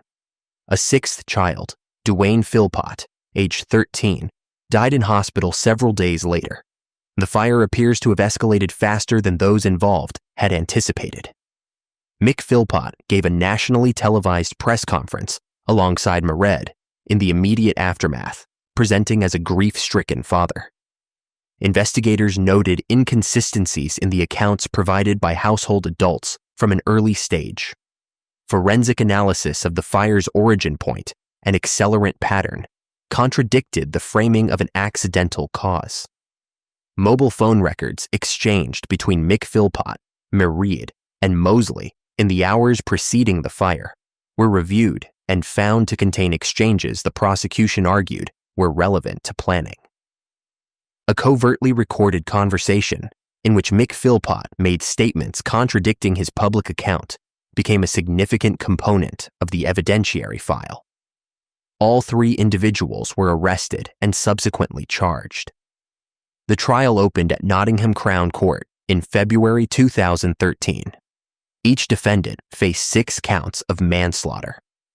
The prosecution presented the benefit and custody timeline, the forensic accelerant evidence, mobile communications records, and the covert recording. No defendant testified on their own behalf. The jury deliberated for approximately 7 hours before returning guilty verdicts against all 3 defendants on April 2, 2013. The case prompted sustained public debate in the United Kingdom about parental culpability, media coverage practices, and the relationship between domestic circumstances and criminal decision-making. Mairead Philpott was sentenced to 17 years imprisonment and released on license in 2020. Mick Philpott received a life sentence with a minimum term of 15 years. Paul Mosley was sentenced to 17 years. The 6 children had lived inside the same walls as those who set the fire. Where the Philpott case involved concealment measured in hours and executed through manufactured public spectacle, the case that follows sustained concealment across decades. Inside a sealed room beneath a residential property in Lower Austria. Case 18. Josef Fritzl. In April 2008, physicians at the University Clinic of St. Pölten in Lower Austria admitted a critically ill young woman and attempted to locate her parents to obtain medical history. The woman, identified as Kirsten, born in 1988, had been delivered to the hospital by a man who provided a handwritten note stating she had been raised by a woman who did not wish to be found. Hospital staff transmitted a public appeal through Austrian media requesting the missing mother to come forward. That cross-agency coordination effort, initiated not as a criminal inquiry, but as a routine parental contact procedure, brought Austrian police, the St. Pölten Clinic, and Amstetten local authorities into simultaneous contact for the first time around a single address in Lower Austria, and set in motion a discovery that investigators would later describe as among the most significant in the country's modern criminal history. Josef Fritzl was born on April 9, 1935, in Amstetten, Austria. He trained as an electrical engineer, built a working career, and in the 1970s purchased and renovated a property at 40 Ibstrasse in Amstetten, which he rented to tenants while occupying the upper floors with his wife Rosemarie and their children. He was known locally as a competent, industrious property manager, exacting in his standards and authoritative in his manner. He had one prior documented criminal matter, a 1967 conviction in the Linz Regional Court for the assault and rape of a woman, for which he served 18 months before release. That prior conviction was not cross-referenced against him in subsequent decades, and local authorities in Amstetten had no knowledge of it. The community regarded him as an unremarkable, retired professional. Investigators determined through subsequent proceedings that Fritzl had constructed an underground cellar system beneath the Ibstrasse property, beginning in the late 1970s. In August 1984, when his daughter Elizabeth was 18 years old, Fritzl lured her into the cellar under the pretext of requesting help with a door installation, rendered her incapacitated, and locked her inside. She remained imprisoned there for 24 years. During that period, Elizabeth gave birth to 7 children underground, one of whom died shortly after birth, and whom Fritzl later acknowledged he had cremated. 3 of the remaining children he brought upstairs and presented to Rosemarie as foundlings left by Elizabeth, claiming she had joined a religious sect. The remaining 3 children lived below ground with their mother throughout their childhoods, having never seen natural light. When Kirsten's condition deteriorated at St. Pölten, attending physicians noted the complete absence of verifiable developmental documentation or vaccination records. The public appeal broadcast on April 26, 2008, prompted Elizabeth to inform Fritzl that she wished to go to the hospital. He brought her above ground for the first time in 24 years. Austrian police, already engaged with the Amstetten address through the hospital inquiry, interviewed Elizabeth that same day, and she disclosed her circumstances in a recorded statement. Officers returned to the Ibstrasse property and accessed the cellar immediately. Forensic examination confirmed long-term habitation. Food stores, children's drawings on the walls, handmade furniture, and documentation Elizabeth had produced across the years of captivity.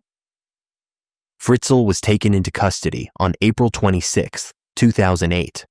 Austrian prosecutors charged him with incest, rape, false imprisonment, enslavement, coercion, and negligent homicide in connection with the infant death. Pretrial psychiatric evaluation concluded he was fit to stand trial and criminally responsible for his conduct. On March 19, 2009, before the St. Pölten Regional Court, Fritzl entered guilty pleas to all charges. Elizabeth participated through an intermediary arrangement designed to protect her from direct courtroom exposure. Josef Fritzl was sentenced to life imprisonment with no parole eligibility for a minimum of 15 years. He was transferred to a secure psychiatric facility and remains incarcerated as of publicly available records. The public appeal broadcast in April 2008, a cross-agency coordination procedure that had begun as a medical inquiry, became the mechanism through which 24 years of concealment ended. The case that follows occupied a different geography and a different method, but shares the same foundational element, a pattern sustained across years, concealed entirely beneath the surface of an ordinary life. Case 19. Joel Rifkin. On the morning of June 28, 1993, 2 New York State troopers on patrol on the Southern State Parkway observed a pickup truck operating without a rear license plate and signaled the driver to stop. The driver did not comply immediately, and a brief, low-speed pursuit followed before the vehicle was brought to a halt on a nearby residential street. When officers approached the cab, one detected an odor from the truck bed, where a tarpaulin covered the cargo area. Beneath it, investigators documented, was the decomposing body of Tiffany Bresciani, 22, a Manhattan woman whose disappearance had not yet been formally reported. The stop had been initiated for a routine traffic infraction, generating no investigative file, drawing on no prior record review. What it surfaced was the end of a 4-year series of homicides that had remained entirely undetected across 2 states and multiple law enforcement jurisdictions. Joel Rifkin was born on January 20th, 1959 in New York City, and adopted in infancy by Bernard and Jean Rifkin of East Meadow, Long Island. His upbringing was described by acquaintances as suburban and unremarkable, though school records indicated persistent social difficulties throughout his secondary education. By his mid-30s, Rifkin remained at the family home in East Meadow, following the death of his adoptive father, working intermittently in landscape contracting without stable employment. He had established no independent household, maintained no documented long-term relationships, and kept a low public profile. Neighbors described him as quiet and largely unobserved within the community. He had no prior criminal record before June 1993. Prosecutors established that Rifkin's first documented homicide occurred in 1989.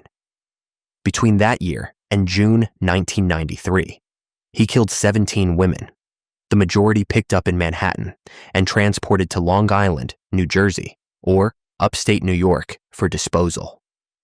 The method varied across cases. Some victims' remains were dismembered and distributed across multiple sites. Others were placed in weighted containers and deposited in waterways. Others left in wooded areas accessible from parkways and rural roads. Investigators noted that Rifkin retained personal items belonging to victims inside the East Meadow home, belongings cataloged during search warrant execution that confirmed associations between him and multiple reported missing persons. The geographic dispersal of remains and the victim profile, predominantly women experiencing poverty or housing instability, meant that individual disappearances often did not trigger coordinated multi-jurisdictional review. Following his arrest, Rifkin provided investigators with a self-generated account of his activities across the preceding 4 years. Detectives from the New York State Police, the New York City Police Department, and New Jersey law enforcement conducted parallel timeline reconstructions, cross-referencing Rifkin's disclosures against open missing persons files, unidentified remains cases, and physical items retrieved from the East Meadow property. Several victims whose remains had been previously recovered but not formally identified were matched to existing reports through that process. In total, Rifkin was connected to 17 homicides across 2 states. The volume of documentation retrieved from the residence, items from multiple victims accumulated across years, corroborated significant portions of his disclosed account, and confirmed the geographic range of his activity. Rifkin was tried on 9 of the 17 homicides. Defense counsel raised challenges regarding the admissibility of certain post-arrest disclosures, arguing that conditions of questioning affected the voluntariness of key statements. The prosecution countered that Rifkin had initiated several of those disclosures independently, and that physical evidence from the East Meadow property stood independently of any questioned statement. The court admitted the evidence. Rifkin was convicted on all 9 counts on May 9th, 1994. The remaining 8 cases were resolved through subsequent guilty pleas. Joel Rifkin was sentenced to a combined total of 203 years, then the longest aggregate sentence imposed in the state of New York. He is currently incarcerated at Clinton Correctional Facility in Dannemora, with no possibility of parole. The traffic stop initiated for the absence of a single license plate closed 4 years of undetected homicides across 2 states. What follows is the final case in this documentary, one that begins not with a body discovered or a suspect identified, but with an advertisement posted online. Case 20, Armin Maiwes. In late 2002, German federal investigators with the Bundeskriminalamt received a referral from Austrian authorities, forwarding a report submitted by a university student in Innsbruck. The student, who frequented online forums connected to cannibalism-themed fantasy communities, had encountered a series of posts authored by a user describing, in explicit written detail, the killing and partial consumption of another individual at a rural property in Hesse, Germany. Posts that also solicited further participants. Where many readers of such forums assumed the content to be fictional performance, the student had treated the specificity of the location details, the procedural sequence, and the embedded contextual information as something that warranted law enforcement attention. That assessment, the decision to treat a written text post as potentially evidential rather than performative, set in motion the inquiry that would end at a farmhouse in Rothenburg, under Fulda. Armin Maiwes was born on December 1, 1961, in Essen, West Germany, and raised primarily in Rothenburg, Hesse, following his parents' separation. His mother retained sole custody, and the two lived together in the family farmhouse, a large rural property Maiwes later inherited. After her death in 1999, he lived alone there, working as a computer repair technician and maintaining an unremarkable professional reputation. Colleagues described him as technically capable and socially conventional in workplace settings. He had no prior criminal record, no documented history of violence, and was not known to local law enforcement. What was not visible to his professional community was his sustained engagement with cannibalism-themed forums online, through which he had accumulated a network of contacts and posted advertisements seeking a willing participant on multiple occasions before 2001. In early 2001, Bernd Jürgen Armando Brandes, a 43-year-old software engineer from Berlin, responded to one of Maiwes' postings. Documentary evidence presented at trial established that the two corresponded electronically across several weeks, reaching an explicit written agreement regarding what would occur at the Rothenburg farmhouse. Brandes traveled to the property on March 9, 2001. Maiwes recorded the events on videotape. Investigators determined from the tape and from Maiwes' post-arrest account that Brandes had arrived voluntarily and that both men had consented in written form to the agreed conduct. Brandes was sedated using sleeping tablets and alcohol during the subsequent hours. He died later that evening from blood loss and a subsequent injury inflicted by Maiwes, who then processed the remains and stored portions in a chest freezer at the property. Maiwes consumed portions of Brandes' remains across the following weeks and, after the killing, returned to the same online forums and continued posting. Following the BKA referral in late 2002, German investigators identified Maiwes through internet service provider records linked to the forum account.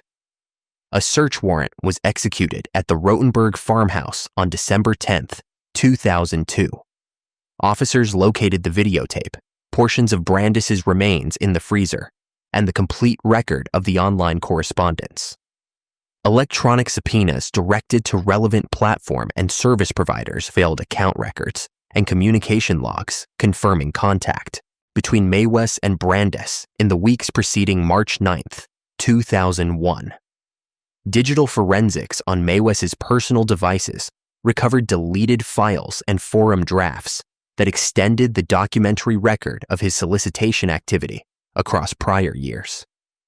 Investigators also identified additional individuals who had responded to earlier postings but had not traveled to the property, confirming that the pattern of advertisement predated the Brandes encounter by several years. Maiwes was taken into custody on December 10, 2002. the legal proceedings produced two distinct trials. At the first, in 2004, prosecutors charged Maywes with murder for the purpose of sexual satisfaction, a charge the court declined to sustain, instead convicting him of manslaughter on the grounds that Brandes had consented to the acts in question. Maywes received an 8.5-year sentence.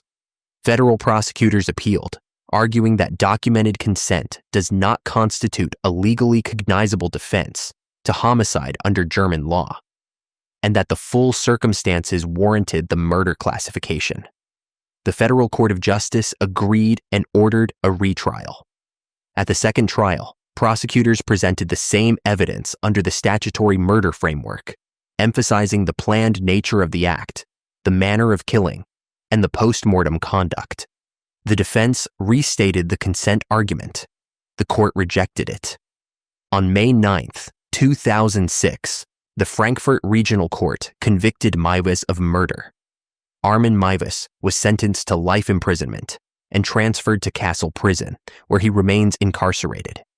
Subsequent parole applications have been denied. The forum posts that surfaced the case, the correspondence that documented the agreement, the videotape that recorded the events, and the freezer that preserved the evidence had all existed at that single rural address for more than a year, before a student in Austria decided to treat a written text post as something more than fiction. 20 cases. In each one, the visible life and the concealed life ran in parallel, separated by nothing more and nothing less than the decision of one person to look a little more carefully than the last. What each of these cases shares is not the method, the motive, or the outcome. It is the interval, the time between when something began and when anyone knew. That interval was filled by an ordinary life, a work schedule, a neighborhood, a family, a public face. The gap between appearance and reality may be the most persistent feature of human proximity. Pay attention.